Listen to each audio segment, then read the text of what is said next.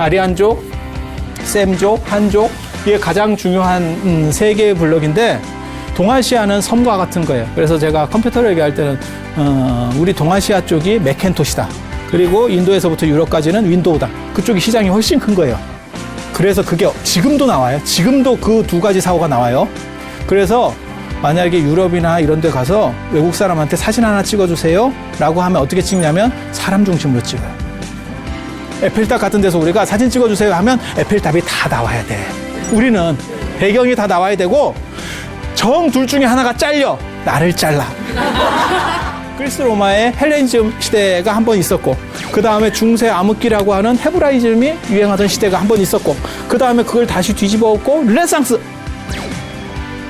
있는 거고 이렇게 가는 신기한 스토리들이 있어요. 이게 들을수록 찰져요. 자, 아리안족 이야기 안 그러면 저 헬레니즘, 헤브라이즘 얘기를 해볼게요. 인도도 있고 그 다음에 유럽도 있고 뭐 여러 가지들이 있는데 한번 보세요. 되게 재밌어요. 유럽 사람들은 어떻게 이렇게 생각을 하냐면 신에 대해서 맨 처음에는 그리스 로마 신화 같은 거를 수용을 한 거예요. 그건 다 신입니다. 많은 신들. 그건 유목을 중심으로 해서 농경이 섞여 있었다는 걸 아마 의미하는 걸 거예요. 농경 문화는 신이 많아요. 그 다음에 유목 문화는 신이 적어도 돼요. 이유가 뭐냐면 자, 내가 지금 농사를 짓는다고 생각해봐. 그럼 비가 안 와. 그럼 비신한테 빌어야 돼. 기우제를 지내야 돼. 아니 내가 옮겨갈 수는 없잖아. 논에 있는 모를 다 뽑아서 옮겨갈까요? 그건 아니잖아요. 그죠? 그럼 어떻게 하겠어요? 그냥 기도하는 방법밖에 없죠. 그래서 기도를 했더니 비가 너무 많이 와. 그러면 기우제를 지내는 게 아니고 기청제라는 걸 또 지내야 돼요. 이게 지금 뭐 다 쓸려 내려가게 생겼는데 그럼 또 어떻게 하겠어요? 방법이 없는 거죠. 그래가지고 또 농사가 어느 정도 잘 됐는데 이제는 또 막 태풍이 부네. 우리 그런 거 있잖아요. 매년 이렇게 태풍 이렇게 적기에 태풍이 불어버리면 뭐 배농사 하시는 분들 그래갖고 막 그 배즙이 또 겁나 들어올 때가 있어요. 배즙 좀 사라고. 거의 뭐 수확철 다 됐는데 배 떨어졌다고. 그래갖고 그게 얼마나 서로 간에 파는지 절로도 배즙을 여러 개를 갖고 오는.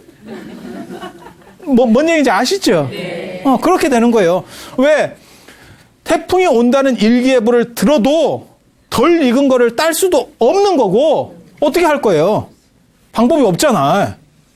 따도 그건 수확이 안 되는 거고 저대로 수확이 안 되는 거고 그냥 기다릴 수밖에 없는 거예요. 지금은 태풍이 온다는 걸 우리가 예보라도 듣지. 조선시대에 여러분이 배농사 지었다고 생각해봐. 이게 뭔 일이래.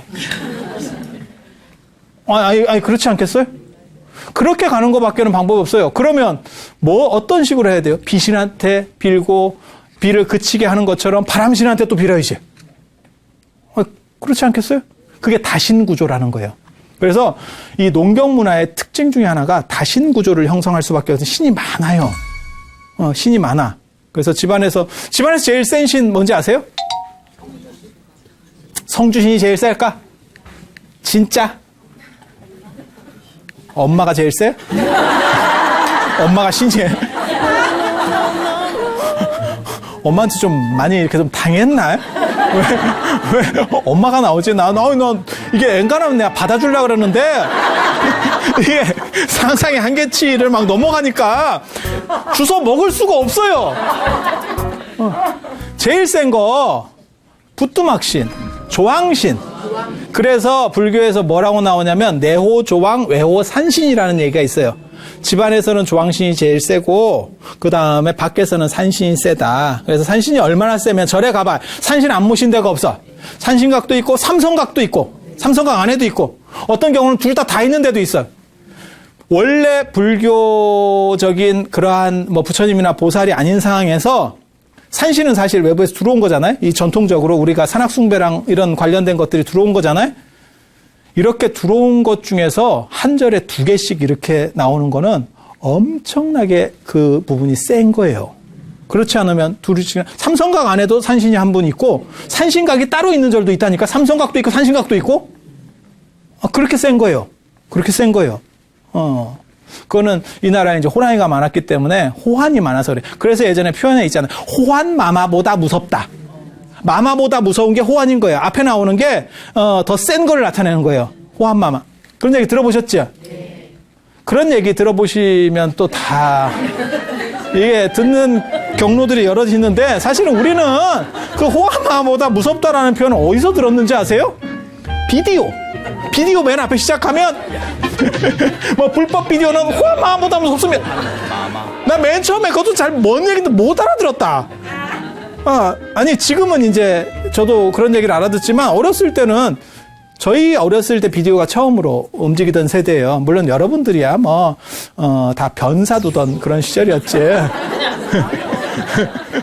아무튼 호환이 많았기 때문에 호랑이에 대한 그런 것들, 그래서 우리나라 속담 중에 제일 많은 것 중에 하나가 호랑이 등장이에요. 뭐 호랑이 꽃감 얘기도 있고, 뭐 호랑이는 죽어서 가죽을 남긴다. 그 다음에 호랑이한테 물려가도 정신만 차리면 된다. 뭐 호랑이에 대한 속담이 많다니까. 20몇 개가 돼요. 20몇 개. 제가 그걸 또 찾아봤잖아. 도대체 호랑이와 한국 사람의 관계에 도대체 이렇게. 그리고 그 당시 뭐 인간이 이런 화약무기가 제대로 발전하기 전에는 호랑이를 잡기가 쉽지가 않죠. 아니 그렇지 않아요? 뭐 다이다이로 뭐 어떻게 할 거야 이거. 그다음 뭐 이게 화살로 아이고 씨 호랑이가 그런 식으로 가겠다. 호랑이가 아이고 나 쏴라 이러고 있는 줄 알아. 씨. 호랑이가 닌자처럼 딱딱 움직이는데 딱 이렇게 매복해 있다가 확 덮쳐버리는데 그럼 경기 끝인데. 호랑이가 이렇게 앞발로 탁 하면 이게 손톱이 쫙 나오거든. 고양이과 동물은 고양이도 나오잖아요. 이렇게 탁 누르면 탁 나오거든. 그래갖고 이렇게 싹 긁어버리면 경기 끝이에요. 그게 1톤의 힘이라는 거예요. 1톤짜리로 샥 긁어봐. 소형차가 와서 하나 퍽 박아봐. 경기 끝이에요. 인간은 뭐 방법이 없어요. 그래서 이 호랑이와 관련된 것 때문에 산신이라고 하는 게 있고, 집안에서는 조항신이 부뚜막신, 제가 그런 얘기도 해드리는데, 인도 문화가 들어와서 우리나라 부뚜막신하고 관련된 것들을 만들어내는 게 아궁리. 아궁리가 인도 불의 신이 아근이에요. 인도에서 말하는 불의 신 이름이 아근이라니까. 그래서 그 아근이가 우리나라에서 변형돼서 아궁리가 나오는 거예요. 아궁리 아시죠? 네. 여러분들은 아마 그 아궁리 위에서 뭐 초도 발효시키고 이런 것 기억도 있을 거예요. 식초 만들고 이런 거.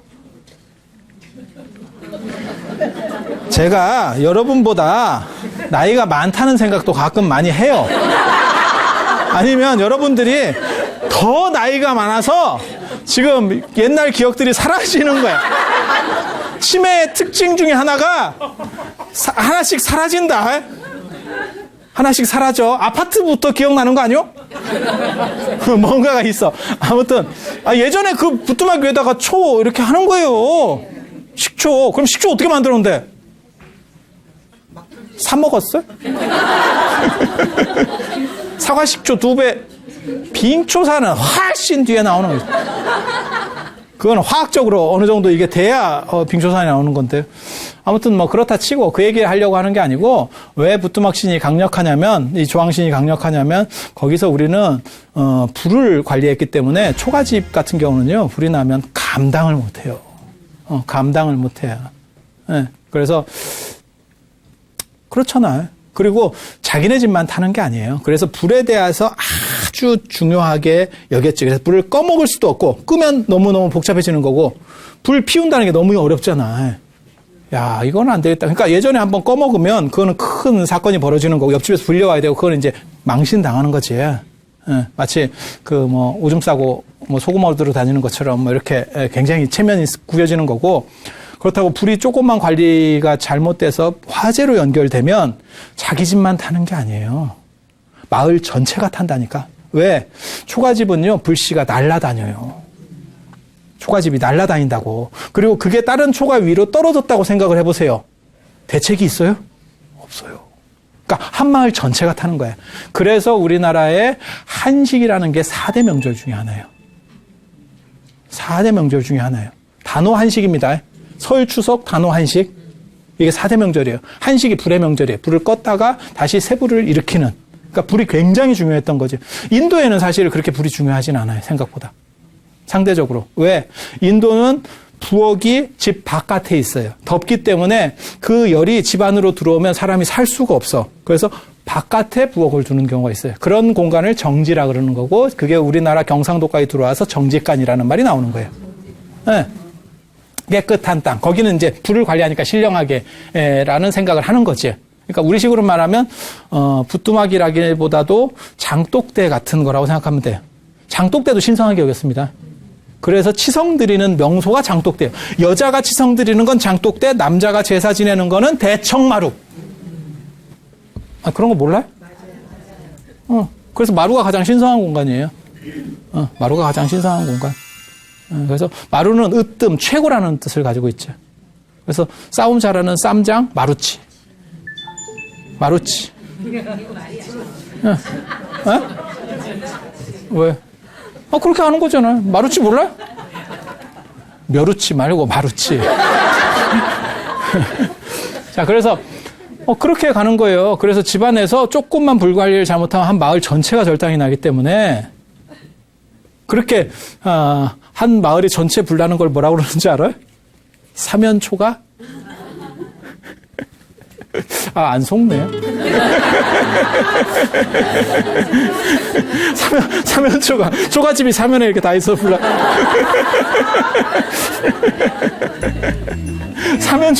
사면초가는 그 황후하고 유방하고 싸울 때 맨 마지막에 유방이 황후를 공격할 때 초나라 노래를 불러서 음악을 들려줘서 사람이 향수에 빠져서 힘을 못 쓰게, 군대들이 이렇게 힘을 못 쓰게 하려는, 요즘으로 말하면 뭐라 할까, 언론 플레이이지? 심리전, 그치? 대북 방송 뭐 이런 거, 그런 거죠. 그래서 그건 달라요. 근데 그냥 발음상으로는 사면초가 진짜 막 초가집이 막 이렇게 불나가면 막 탈 것 같고 이러잖아. 그래서 우리는 전통적으로 그런 게 제일 센 거예요. 그래서 집안에서 무슨 뭐 탈이 났거나 안 그러면 무슨 뭐 동티가 나거나 뭐 상문 뭐 이런 거 하면 부엌 중심으로 해서 어떤 기도 의식 안 그러면 벽사 의식 이런 것들을 했었습니다. 아시는 분은 아시고 모르시는 분은 뭐 이번에 알아두세요. 그런데 이번에 알아둬도 아무 쓸모가 없는 게 지금 인덕션을 쓰니까 조항신이 어디 있을 데도 없고 그죠? 원래 그게 부뚜막에 살아야 되는데 인덕션 속에 들어가 있으려니 이게 보통 통아저씨 이렇게 탁 들어가 있어야 돼. 보통 힘든 게 아니오. 그래서 그 두 가지가 가장 셌다는 걸 알아두시고 그 외에도 많이 있어요. 아까 얘기한 것처럼 성주신도 있고 그 다음에 이제 화장실 가서 옛날에 사람들이 많이 빠져 죽었기 때문에 측간신. 그래서 빨간 종이 죽과 파란 종이 죽과 뭐 이런 달걀 귀신 뭐 이런 얘기들 있잖아요. 달걀 귀신 얘기 왜 나오는지 아세요? 옛날에 거기 빠지면 사람이 죽어요. 그러니까 뭐 소리 지르면 되는 거 아닙니까? 아니에요. 거기 가스가 차 있어서 몇 번 이렇게 가스를 흡입하면 이렇게 내가 여기까지 빠졌어. 그래도 정신을 잃고 가는 거예요. 가스가 차 있다니까. 그러면 이게 점점 하고 늪처럼 가라앉는 거지. 그리고 나중에 이제 걸음 치려고 하면 이 달걀 같은 게 나오지. 달걀 같지 않아? 제가 누가 저 월정사 단기 출가 와서 삭발한다고 그래서 내가 뭐라고 그랬냐면 두상이 안 예뻐서 본래 면목을 볼 수도 있다. 내가 그런 얘기를 했거든. 이게 스님들은 두상이 좀 이뻐야 돼요. 저도 깎고 나서 용됐다니까.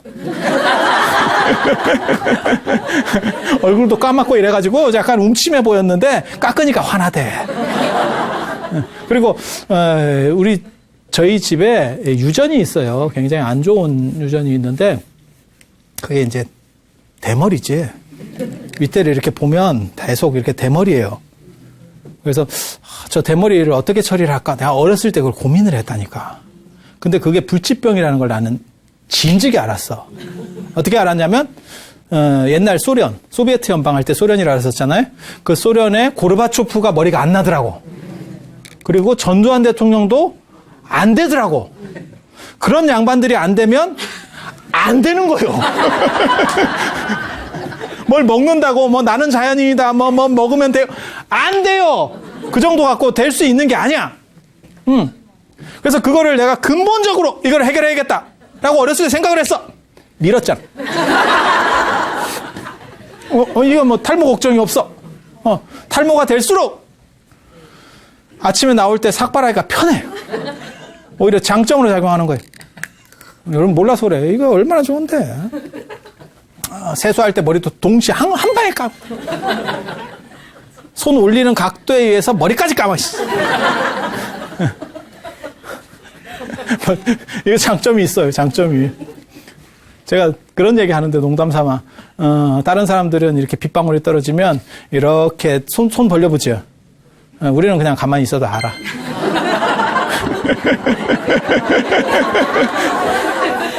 비가 오고 있구나. 알아. 농경문화에서는 외부적 조건들이 이렇게 다양하게 왔을 때 그것을 신으로다가 결부시켜서 극복하려고 하는 힘이 있어요. 그러다 보니까 많은 신들을 믿게 되는 거고, 그러면 신들이 많으면 내가 선택할 수 있는 거예요. 그래서 신에 대한 복종 구조가 형성이 안 돼요. 그러니까 신이 이렇게 많아. 그럼 내가 이 신을 믿다가 이거 영험이 없는 것 같아. 그럼 나 이 신 갈아타는 거예요. 그래서 인간 중심적인 특징을 가져요. 동아시아 문화가. 그 대표적인 속담이 뭐냐면 잘 되면 내 탓, 잘못되면 조상 탓이요. 조상신이 어떻게 보면 가장 강력하거든요. 이게 유교의 매니즘 때문에, 조상숭배 문화 때문에 조상신이 가장 강력해요. 뭐 부뚜막신 뭐 이런 거 잘 안 해더라도 예전에 조선시대 생각해봐요. 제사 이런 거를 거른다? 있을 수 없죠. 아니 그렇지 않아요? 분명히 조상신이 강력한데도 불구하고 거기서 뭐라 그래요? 조상의 음덕 때문에라는 표현도 있지만, 잘 되면 내 탓, 잘못되면 조상 탓이라고 하는 의미는 뭐냐면, 조상이 내 부모를 얘기하는 게 아니에요. 막바로 그 돌아가신 어른들에게 핑계거리로 삼는 거지. 절대적 수직 관계면 그렇게 안 해요. 잘 되면 내 탓, 기독교에서 잘못되면 여호와가 그랬어요. 이렇게 하면 절단나는 거예요. 이해가 되죠? 그래서 다신 구조에서는, 농업의 다신 구조에서는 신들이 이렇게 많을 때는 선택하면 돼. 이렇게. 그래서 이 선택 구조에서는 인간이 어떻게 보면 더 중요해. 그 신을. 그리고 신을 죽일 수도 있어요. 그쪽 신들을 다 신앙 대상에서 제외시켜버리면 그 신은 더 이상 믿는 사람이 없어. 그럼 잊혀져 버리는 거예요. 가능해. 그게 가능해. 그래서 신에게 복종되지 않고 인간 중심적이에요. 그래서 동아시아가 지금 여러분들 자녀분들이나 이런 경우도 한번 보세요. 동아시아의 전통적 특징 중에 하나가 뭐냐면 종교성이 약하고 정치성이 강해요. 그리고 개인이 행복하려고 하고 나에게 초점이 많이 맞춰져 있어. 지금 여러분 자녀분들은 훨씬 더 심해. 신 이런 거 별로 생각 안 해요. 유럽이나 이런 데서는 경제력이 훨씬 올라간 뒤에 그런 사고로 갔어. 근데 우리는 원래부터 그랬어. 우리가 원래부터 그랬어. 그러다 보니까 뭐가 있어요? 종교를 순례한다니까? 여기 갔다가 저쪽이 좀 영험하다는데, 그럼 저쪽으로, 이거 갈아타는 게 아주 쉬워요. 제가 그런 얘기를 해. 남성들에게 종교란 무엇인가? 군대 간 남성들은 종교가 초코파이 한 개만 또 못해요. 초코파이 한 개만 더 얹어주면 자기 종교를 바로 버리고 그쪽으로 갑니다. 아니, 진짜예요. 진짜예요. 초코파이만 또 못한 게 종교예요. 굉장히 재밌는 거라니까. 그러니까 신이라든지 이런 거에 대한 별 생각이 없어. 그리고 원래 불교는 사실은 자신의 행복을 찾는 종교예요. 그래서 지금 현대 사회에 불교가 제대로 해석만 해줄 수 있으면, 그다음에 부처님도 마찬가지예요. 부처님이 원래 그 다이아몬드 수저 출신에서 출발한 거잖아요. 그런데 왜 출가했겠어? 그건 행복을 찾아서 출가한 거예요. 자신의 행복을 찾아서. 경제적인 거나 권력이나 이런 것이 사람을 만족시켜줄 수는 있지만 궁극적 행복은 여기에 존재하는 것이 아니야 라고 말하는 거예요. 그래서 요즘 현대 젊은 애들이 추구하는 거랑 상당히 비슷해요. 여러분들이 생각할 때 여러분들 세대의 판단은 뭐냐면, 그래도 공부를 잘하면 좀 더 수입이 좋은 쪽에 직장을 가지는 게 좋지. 내 아들이 공부를 잘하고 뭐 누가 공부를 잘하면 그래도 어떠한 대학에 무슨 과를 가야지 라고 한다면, 요즘 젊은 애들은 생각이 좀 달라요. 그것을 통해서 내가 행복을 얻을 수 있는가에 대한 판단들을 하죠. 그게 여러분들하고 세대가 약간 다른 거예요. 그래서 이렇게 되는 이유 중에 하나가 뭐냐면, 사실은 물질주의, 그 다음에 신을 선택할 수 있는, 그래서 신에게 크게 기대 안 해요. 제가 그런 얘기 하잖아요. 불교 전통 중에서 가장 재밌는 거, 부처님이 인간입니다.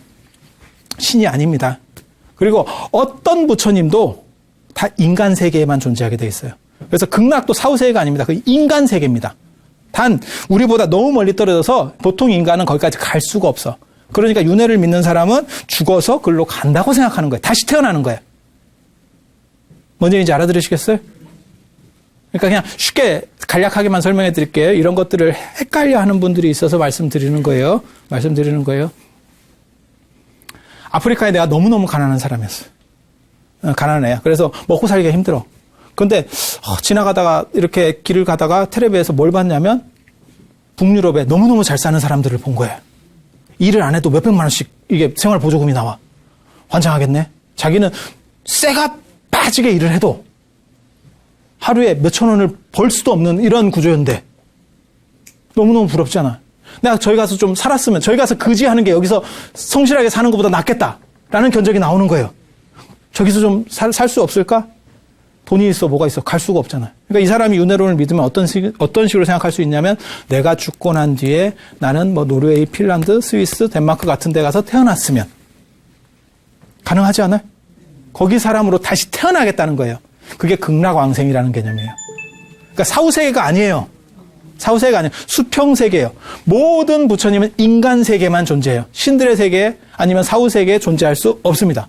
모든 부처님은 인간 세계만 존재해요. 그게 인본주의예요. 인본주의. 인간중심주의. 인간중심주의.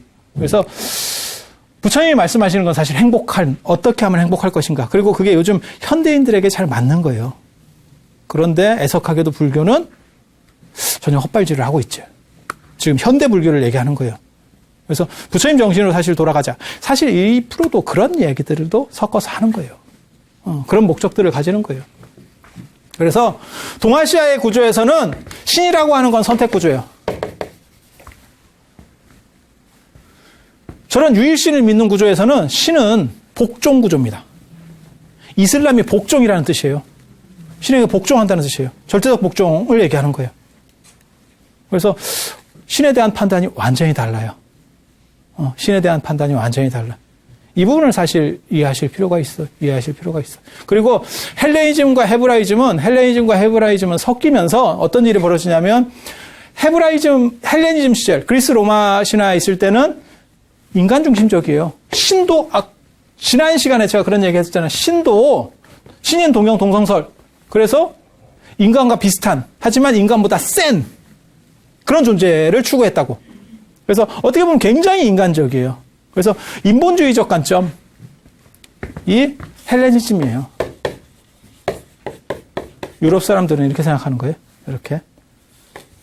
그리고 그 다음에 중세가 되면 헤브라이즘, 신적인 게 들어오는 거지. 신중심. 이걸 뭐라고 얘기하냐면 중세 암흑시대라고 하는 거예요. 기독교인들 중에서 불교인들한테 딴지 걸을 때 뭐라고 그러냐면 불교 믿으면 다 못 산대. 못 사는 나라고 기독교 믿으면 잘 사는 나라래. 유럽이 잘 살게 된 거는 신을 버린 뒤부터 잘 사는 거예요. 정확하게 말하면. 그리고 동아시아나 인도가 몰락한 거는 불교를 버린 뒤부터 몰락해요. 불교가 번성했을 때 동아시아가 세계 최강이었어요. 수나라, 당나라 때 세계 최강이었었어요. 인도도 마찬가지예요. 불교가 번성했을 때가 인도가 제일 잘 나갈 때예요. 인도 전 역사에서. 그리고 유럽은 기독교 있을 때 우리보다 훨씬 못 살았었어. 그리고 나서 르네상스라고 하는 신중심을 깨버리는 거잖아요. 중세 암흑시대. 마녀 사냥으로 여자나 불에다 꽂고 있고 수백만을 꽂았어. 그렇게 꽂고 있고 그러다가 르네상스 다시 인본주의로 돌아가는 거잖아요. 신을 버리고 난 뒤부터 잘 사는 거예요. 그래서 걔네는 어떤 구조를 가지고 있냐면 인간 중심에서 인간에서 신으로 신에서 인간으로 라고 하는 구조를 가지는 거예요. 그래서 신을 버리고 인간들 중심의 어떤 리그를 짜는 거예요. 리그를 짜는 거예요. 거기서 어떻게 보면 가장 중요한 사건이 십자군 원정이에요. 십자군 원정. 십자군 원정이 진짜 재밌는 사건이에요. 신의 허우성을 밝힌 사건이에요. 십자군 원정이 뭐냐면 이슬람들이 예루살렘을 장악해버린 거지. 그러니까 성지순례를 할 수가 없어. 그러니까 교황이 물론 여기에는 정치적인 여러 가지도 관여가 돼요. 근데 명분은 뭐냐면 성지순례 루트를 확보하겠다 라고 해가지고 이제 십자군을 모으는 거죠. 명분 굉장히 좋지 않아요? 그렇게 해서 내려가면 쳐요. 펀펀이 깨진다. 펀펀이 깨져. 이슬람한테 게임도 안 됩니다. 가면 못 돌아와. 이게. 그럼 무슨 생각을 할까? 이런 전쟁은 무조건 이겨야 돼. 신이 있다면 이런 전쟁은 무조건 이겨야 되는 거 아니요? 그게 무슨 인간의 이익을 위해서 저걸 침탈해서 내가 무슨 뭐 돈을 뺏기 위해서 이런 게 아니고 성지순례 루트를 만든대잖아. 그게 그 성지가 쉽게 말해서 예루살렘이 예수의 성지가 이슬람 이교도들에게 절당이 났으니까 그걸 다시 회복한다는 거 아니오? 그러면 세상에 이렇게 종교적 명분이 있는 전쟁이 어디 있어요? 그건 무조건 신이 존재한다면 이기게 해야 되는 거 아니오? 그렇지 않아요? 가면 못 와. 하몽차사야. 이 얘기는 뭐예요? 둘 중에 하나지. 둘 중에 하나지. 이슬람의 신이 기독교의 신보다 훨씬 세다. 이슬람도 기도했을 거 아니에요? 기독교의 신보다 세다. 라는 한 가지 가설을 세울 수 있는 거죠. 저게 기독교인들은 저렇게 믿을 수 있을까 과연? 저건 잘 안 받아들여지죠. 그럼 무슨 생각이 돼요? 신은 없다에 대한 생각이 벌어지는 거지. 신은 없다 라는 생각을 하는 집단이 하나 생기는 거예요. 그게 어떻게 보면 르네상스의 시작이에요. 원래 르네상스의 시작은 마사초라고 하는 사람이 원근법을 발견한 것부터 시작점을 잡아요. 근데 그 배경에 저게 존재하는 거예요. 신에 대한 의심. 과연 존재하는가? 아니 이런 전쟁에서 진다면 신이라는 게 도대체 무슨 가치가 있는가에 대한 생각을 하는 거예요. 이거 합리적 의심이에요. 합리적 의심. 또 하나의 집단이 있어요. 또 하나의 집단이 한쪽 사람들은 뭐라고 생각했냐면 신이 없는 게 아니고 신은 존재해요. 신은 존재해. 단 중간에 있는 성직자들이 마음에 안 드는 거야. 그래서 성직자를 갈아엎고 싶은 거야. 그래서 걔네를 조져야 돼. 라고 하면 그게 종교개혁이에요. 종교개혁. 루터가 하이델베르크에서 반박문을 피우면서 그러니까 신과 인간 사이에 누가 있냐면 신이 있고 인간이 있으면 여기에 신부가 있는 거예요. 신부가 있는 거예요. 그리고 이 신부 오야붕이 교황입니다. 이렇게. 그런데 얘네들이 오염돼서 신이 지금 이런 행동을 한다고 생각하는 거예요. 그래서 여기를 빼고 우리가 직구로 가겠다. 직거래. 직거래 장터를 열겠다. 그게 개신교예요. 그게 개신교. 이해가 되죠? 네. 이해가 되는 거예요. 그래서 이런 두 집단이 생긴 거고 또 하나의 집단이 더 있어요. 이 집단은 뭐냐면 지금도 유럽에서 가장 많은 거는 천주교입니다. 구관이 명관이다. 예전에 그런 표 아세요? 바꿔봐야 별일 없다. 자유당 때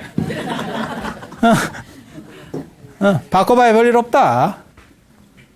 그런 식으로 생각하면서 사는 거예요. 세 종류의 사람들이 있어. 이 중에서 가장 핵심적인 게 누구냐면 이쪽이었죠. 그게 이런 사람들에 의해서 르네상스가 시작되고 그 다음에 유럽이 송들이 이제 바뀌기 시작하는 거죠. 바뀌기 시작하는 거예요. 그래서 신을 거부하는 게 르네상스예요. 인본 중심. 그래서 그 뒤부터 뭐가 나오냐면 그림에서 사람들을 보통 이제 그리기 시작하는 거예요. 원래는 중세 유럽 때까지는 종교화, 그걸 성화라고 걔네는 이름을 붙여, 이름도 꼭 잘 지어내요. 하고 성화락 하니까 다른 표현 쓰기도 어렵고 마치 그게 이름으로 오염시키는 작전이지. 중국도 마찬가지거든요. 중국 이렇게 하니까 불러줄 때마다 지네는 중앙, 우리는 변방 이렇게 되는 거예요. 걔네는 이름을 성화라고 하니까 꼭 그 예수 생일도 성탄절 이래 참 그래 이름 잘 지어낸다고. 그래서 성화라고 걔네는 그렇게 얘기하는데 거기서는 기독교와 관련된 그림들만 주로 그렸어요. 그런데 기독교 그림이 아니고 인간을 그리고 싶은 거야. 이제 인간 중심적으로 바뀌니까. 신을 버리고 인간 중심적으로 바뀌니까 그렇게 해서 나타나는 게 바로 인간을 그렸느냐? 못 그렸어요. 그래서 신은 신인데 다른 신을 그려. 그게 그리스 로마 신화에 나오는 신들을 그리는 거야. 그래서 뭐 조개 위에 비너스 뭐 이런 거 있잖아요. 그런 거 봤지? 새로 태어났는데 가릴 건 다 가리고. 내가 그거 딱 보면서 내가 무슨 생각했냐면, 이거 부처님하고 똑같은데? 부처님도 그 탄생불 이렇게 보면 처음 태어났는데 가릴 건 다 가렸다? 이게 참 묘하다. 이렇게. 그래서 처음에는 기독교적인 그림들만 그리다가 이제 인본 중심적으로, 인간 중심적으로 여기서 탈피하는 거예요. 그래서 그리스 로마의 신들을 그리기 시작해요. 그 다음 단계가 되면 어떻게 돼요? 이제 신도 빼버리고 인간을 그리기 시작해요. 인간을 그리기 시작해요. 그 인간 누구를 그렸을까요? 처음에는 귀족들을 그리는 거야. 돈 있는 사람들. 그래서 귀족을 맨 처음에 그리고 신분이 높은 사람들을 그리고 그래서 뭐 루브르나 이런 데 가보면 그런 사람들 초상화 많이 있죠. 그 다음에는 돈 있는 사람들, 자본가. 이제 좀 외연이 확대된 거야. 귀족보다 자본가는 조금 달라요. 귀족이 자본가는 아닙니다. 뭔 얘기인지 아시죠? 그래서 조금 더 외연이 확대돼. 그리고 나서 나중에는 누구를 그리냐면 일반 사람들을 그려요. 그게 밀레의 만종 같은 거예요. 이삭 줍는 여인 이런 거. 이삭을 줍는다는 게 얼마나 삶이 힘든 삶이겠어. 오늘날 우리나라에서는 이삭 줍는 문화는 없었습니다. 이삭이 뭘 얘기하는지 아시죠? 추수하고 나서 조금 떨어진 걸 이렇게 주워가지고 한참 주스면 한 대박 될까 말까 해요. 하루 종일 주워야. 이삭 안 주워 봤어요? 우리나라 옛날에 있던 걸 얘기하는데 어디 이민을 왔나 이해를 못하겠는데 아무튼 그런 거예요. 그런 사람들을 그린다는 게 뭐예요? 회화의 소재가 경건한 데서 우리 일상으로 내려간다는 거예요. 요즘 유행하는 말 중에 소확행 이런 거 있죠. 내 주변에 있는 것들에 대해서 관점을 한계해서 내가 행복할 수 있다. 점점 밑으로다가 저변이 넓어지는 걸 의미하는 거예요. 이해가 됩니까? 그런 식으로 발전해 가는 거예요. 그러다가 맨 마지막에 이제 1882년이 되면 니체가 뭐라 그러냐면 신은 죽었다. 신은 죽었다. 그래서 신의 종언을 선언하는 거죠. 신이 죽으면 우리는 누가 구원해 줄까? 쟤네는 구원 문화가 있는데 우리는 구원 안 받아도 돼 굳이. 동아시아 전통에서는 그냥 바르게 살면 되는 거지 굳이 구원 안 받아도 돼. 근데 쟤네는 구원 전통이 있거든. 그럼 누가 구원해 줄까? 누군가는 뭔가를 해줘야 될 거 아니에요? 그때 니체가 얘기한 거는 초인. 인간 중에서 훨씬 강력한 인간이 나타나서 문제를 해결하고 구원해 줄 거다. 라고 얘기하는 거예요. 그렇게 해서 등장하는 게 누구냐면 맨 처음에는 이게 굉장히 재밌어요. 이게 마블 시리즈 뭐 이런 것들이 나오기 시작하는 거예요. 그래서 맨 처음에 이제 나오는 게 외계에서 와가지고 짱 노릇하는 사람이 있어. 슈퍼맨. 뭐 이런 놈이 나와. 인간은 인간인데 사뭇 달라. 뭐든지 할 수 있어. 근데 생각해봐요. 그렇게 센 놈이 굳이 사람들을 계속 구원하고 있을까? 귀찮지 않아요? 근데 신을 인간적 방식으로 또 다르게 투영하고 있는 거예요. 그게 슈퍼맨 같은 것들이에요. 근데 슈퍼맨은 외계인이잖아? 그러니까 우리랑은 좀 다르잖아. 그러니까 다시 인본주의적인 게 좀 더 들어가면 어떻게 돼요? 그러면 뭐 스파이더맨 같이 거미한테 물렸더니 내가 이제 돌연변이가 된 거야. 그래서 나는 인간은 인간이야. 스파이더맨은. 그렇지만 또 다른 능력을 가지고 사람들을 구원해 주는 거지. 그런 거예요. 헐크. 방사선을 쐬가지고 녹조 라떼를 입고 이렇게 해가지고 댕기는 거예요. 그러면서도 구원을 해. 문제를 해결하고 홍길동이 된 거야. 되게 재밌지 않아요? 그리고 실제로 어떻게 보면 인본주의적인 관점에서 일반 인간이 구원자로 등장하는 가장 단초를 연 건 어떻게 보면 배트맨이에요.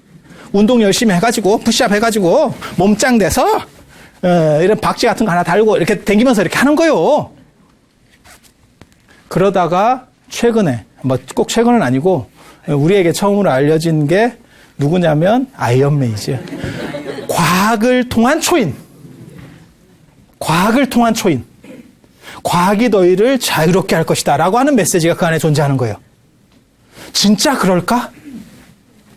과학이 과연 우리를 행복하게 해줄 수 있을까? 과학이 편리하게 해줄 수는 있어. 그건 100% 동의해요. 왜? 세탁기가 없을 때보다 세탁기가 있을 때 더 편해졌죠. 예전에 수도가에서 여러분은 뭐 수도가도 모를 거예요. 그 전에 이제 동네 우물에서 물을 길어와서 이렇게 항아리에 떠서 떠오고 이 시대를 여러분이 살았던 분이잖아. 얼마나 힘들어. 그런데 그게 박정희 세대 때 집집마다 우물을 뚫는 식으로 막 얼마나 행복해. 그 다음에 집에서 수도관이 깔려가지고 집에서 물을 틀면 수돗물이 나와. 그런데 수압이 약하네. 그래서 한일 펌프를 달았어.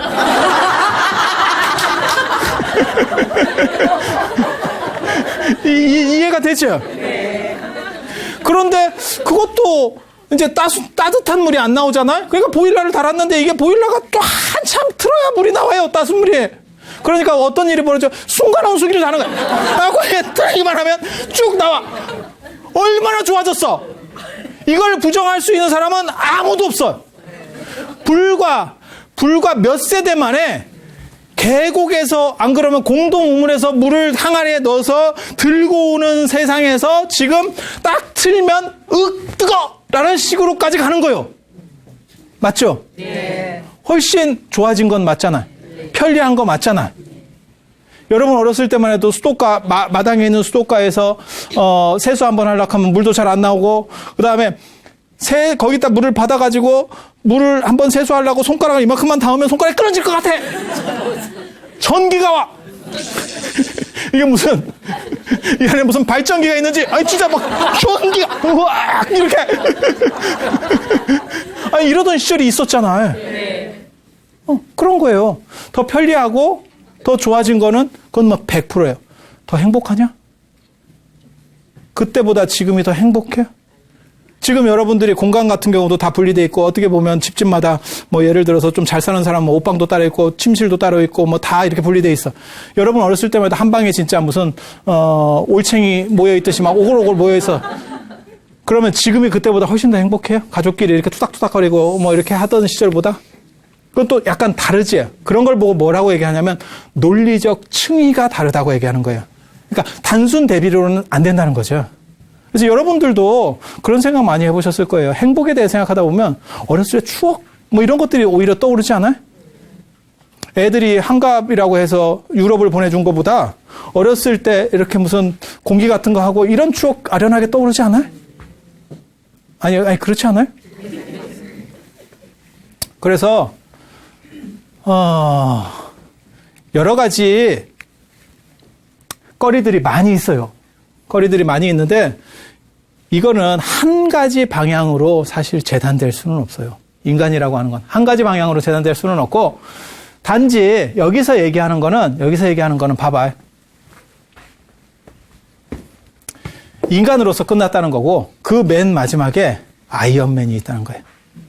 근데 그 아이언맨의 3를 보면 굉장히 재밌어요. 처음에 아이언맨이 대단한 거는 토니 스타크라고 하는 주인공이 어떤 슈트를 입으면서 자기가 초인이 되는 거예요.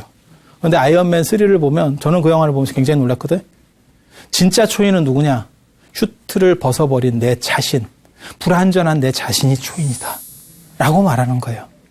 그게 인본주의, 쟤네가 말하는 유럽식의 인본주의. 그래서 쟤네는 신에서 인간으로, 인간에서 다시 신으로, 그리고 다시 인간으로, 이렇게 끝나는 거예요.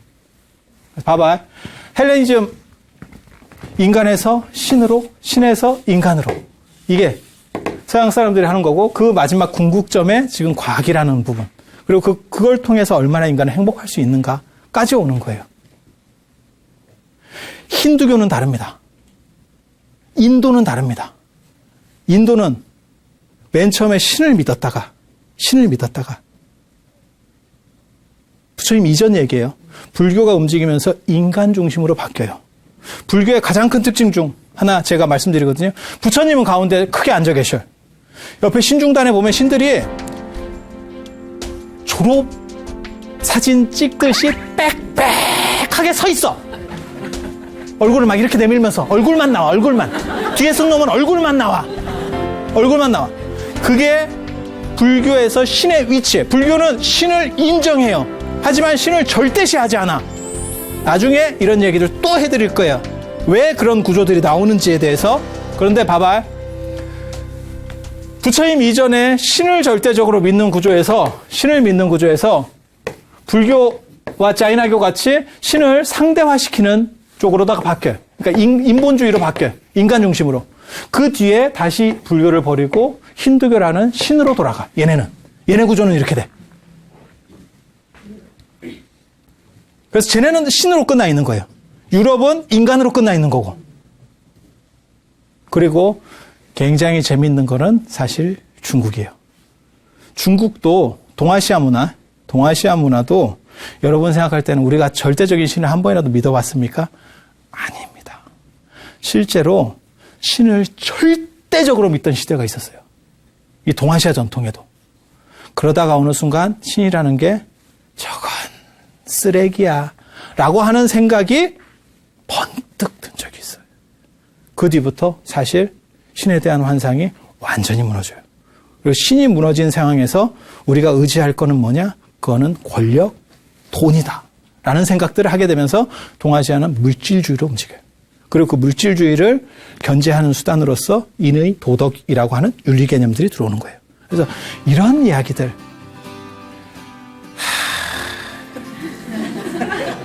진기해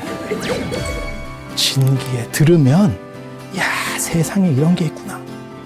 동아시아 전통에 기독교보다도 훨씬 강력하게 신을 믿던 시절이 있었어요. 진짜 놀라운 이야기가 있어요. 그 놀라운 이야기 언제 할 것 같아요?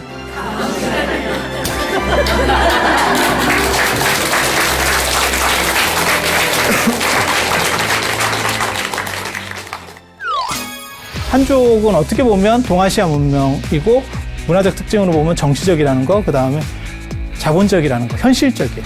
과연 이 나라 종교 전통에 기부가 있냐? 자본주의적이고 물질적인 거예요. 그러니까 뭔가 대가성이 있어야 되는, 이슬람 사람들이 생각보다 문명적이다라는 생각을 저는 그 예전에 그 책 보면서 했거든요. 아람브라 궁전이 파괴되는 것을 볼 수 없어서 철수해 주잖아. 그리고 점은 좀 떨어지고 미신이고 아니에요. 고대에는 그렇게 평가가 안 됐어요. 동전 100개를 동시에 던져서 전부 안면이 나오면 그거는 우리가 이기는 거다. 내 말이 맞는 거다. 동전을 쫙 던지는데 전부 안면이 나왔다.